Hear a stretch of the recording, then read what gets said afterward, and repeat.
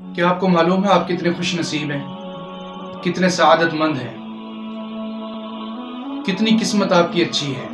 आपको मुकद्दर उछाल रहा है। आइए अल्लाह के नबी अलैहिस्सलाम आपके बारे में, मेरे बारे में क्या फरमाए। अगर आप किसी मस्जिद के साथ जुड़े हुए हैं और आपका आना जाना किसी मस्जिद के साथ, अल्लाह के घर के साथ है, अल्लाह के रसूल अलैहिस्सलाम फरमाते हैं, दुनिया में कुछ लोग ऐसे होते हैं जो मस्जिद की मेख बनकर रहते हैं, कील बनकर रहते हैं। अगर वो मस्जिद से बाहर जाते हैं तो फरिश्ते उनको मस्जिद में लेकर आते हैं। अगर किसी काम में मसरूफ़ हो जाएं तो फरिश्ते उनकी मदद करते हैं। अगर ये लोग बीमार हो जाएं तो फरिश्ते इनकी इयादत के लिए, बीमार पुरसी के लिए जाते हैं।